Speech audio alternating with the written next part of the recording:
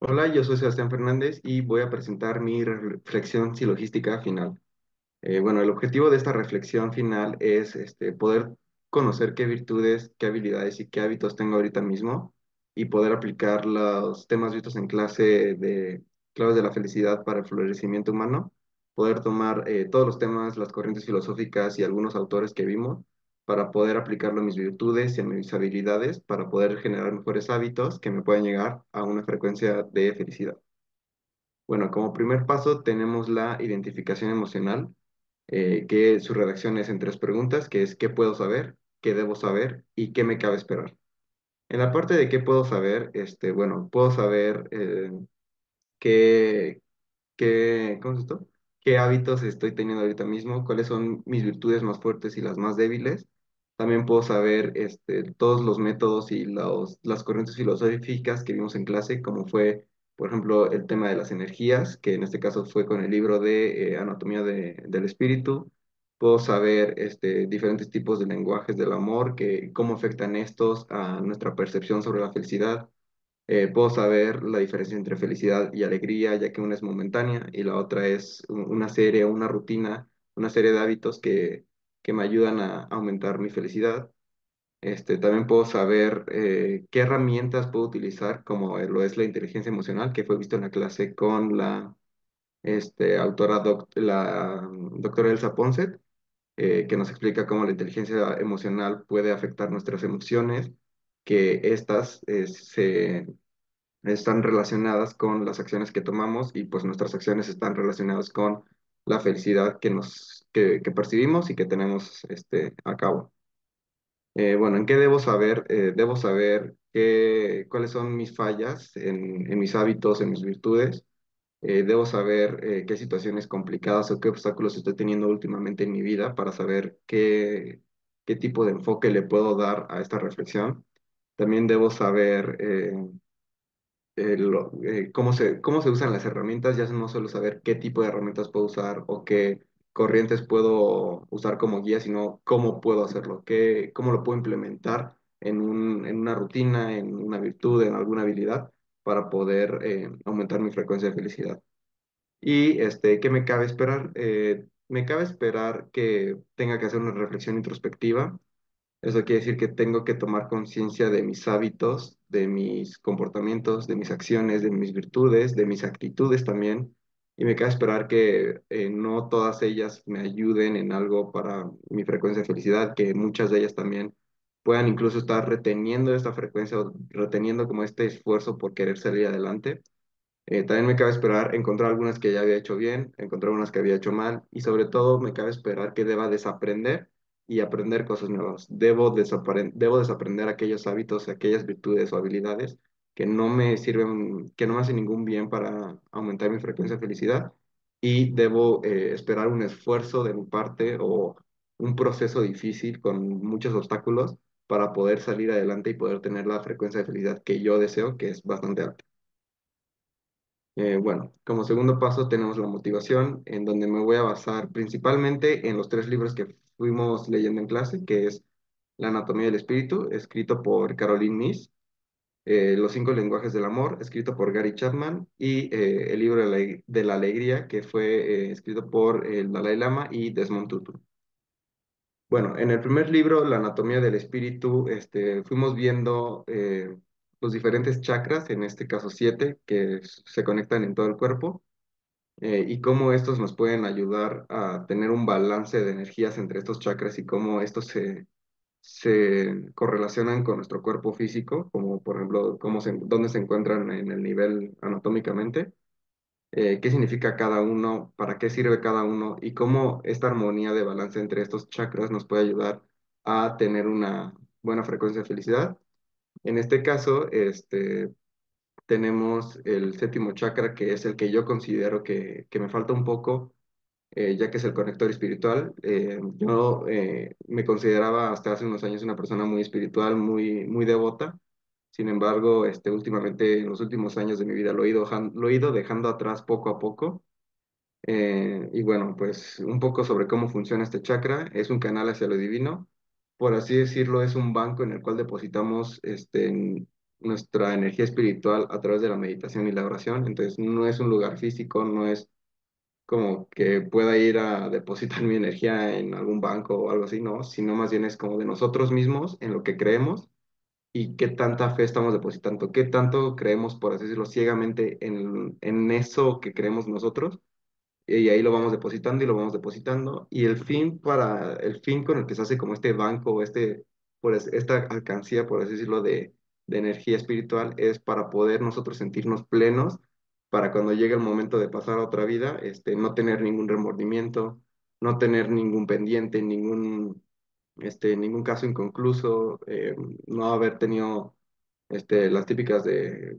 palabras que no hubiera dicho, palabras que hubiera dicho, sueños que hubiera cumplido. Entonces, este banco nos ayuda a completar esa parte, a sentirnos satisfechos con lo que nosotros hacemos ahora mismo para estar preparados para el que va a pasar después.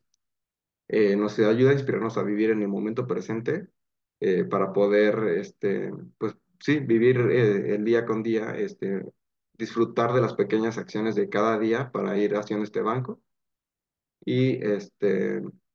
bueno, tenemos el despertar espiritual, que lo que nos dice es que nos ayuda como guía para nuestras acciones personales. Entonces, es como no como desprendernos de todo lo físico, desprendernos del dinero, de los objetos, de los regalos, para poder tomar acciones o que nuestras acciones sean basadas en nosotros mismos o en nuestra fe, en lo divino únicamente. Tenemos la crisis de espiritualidad y la necesidad de devoción, que en este caso es en esas ocasiones en las que sentimos que nuestra fe ya no es suficiente o que nuestra fe ya no nos está como que, no recompensando, pero sino retroalimentando de la manera que quisiéramos, donde ya no sentimos si lo que creemos es verdad o si es lo correcto.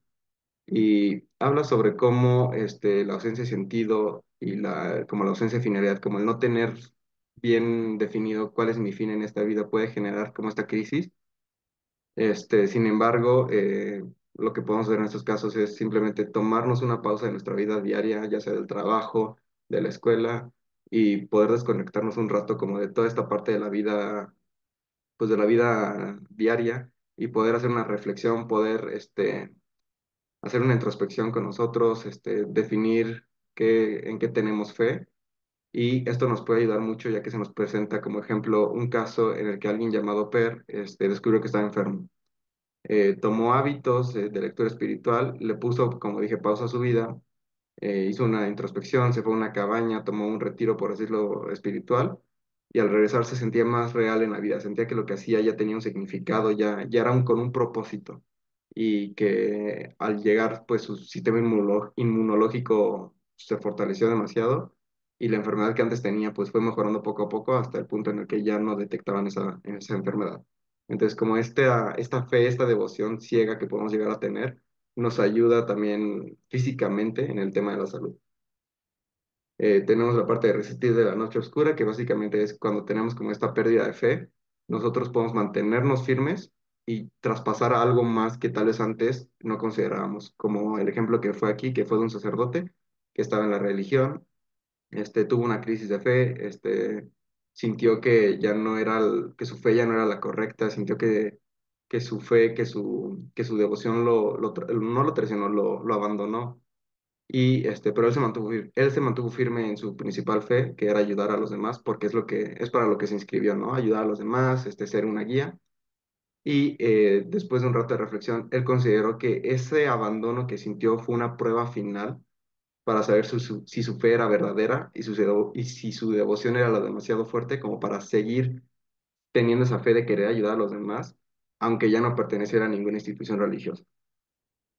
Finalmente tenemos el epílogo que trata sobre cómo en este mundo actual ya se está teniendo más conciencia sobre el balance o la correlación que tienen tanto lo espiritual como lo físico. Hay un caso que se nos presentó que es los atletas, cuando ya no rinden suficiente, cuando sienten que su entrenamiento ya no está siendo lo suficientemente bueno, se toman como un retiro espiritual, como esta concentración en su fe, en su devoción, para poder regresar. Y cuando regresan mucho más efectivos en sus entrenamientos, mucho más fuertes y mucho más ágiles y sobre todo más felices, porque creen, porque su fe es de que están haciendo lo correcto para llegar a sus metas que ellos tenían.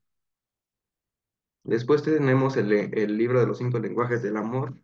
el cual nos habla, o más bien Gary Chapman nos propone un modelo en el que nosotros podemos dar y recibir el amor en 5 formas, que es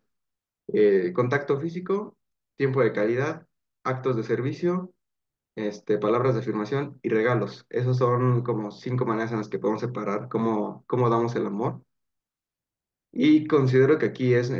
bastante interesante, me interesó bastante cómo podemos tener un lenguaje del amor para recibir y un lenguaje del amor diferente para dar, que también hay casos en los que el mismo que recibo puede ser el mismo que doy. Como ejemplo, si yo recibo, yo siento que recibo el amor de una manera muy efectiva o de manera como que más impactante,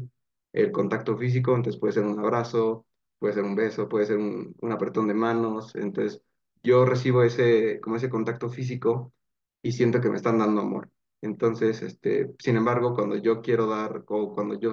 siento que quiero dar amor, no lo doy el contacto físico, sino más bien lo doy con actos de servicio, ya que yo siento que ayudar a las personas, pues expreso más mi manera como de, si yo te ayudo, te estoy enseñando que te quiero mucho, que te quiero.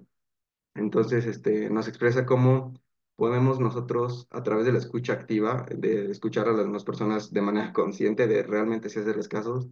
encontrar qué lenguaje del amor ellos perciben y cuál es el que ellos dan. Entonces, cuando, por ejemplo, si yo estoy hablando con una persona y siento que su lenguaje del amor es actos de servicio,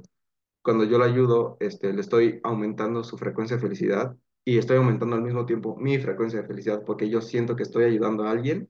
y me estoy sintiendo bien al mismo tiempo al hacerlo, ya que yo es lo que yo siento que doy como más significativo y es lo que la otra persona recibe como más significativo.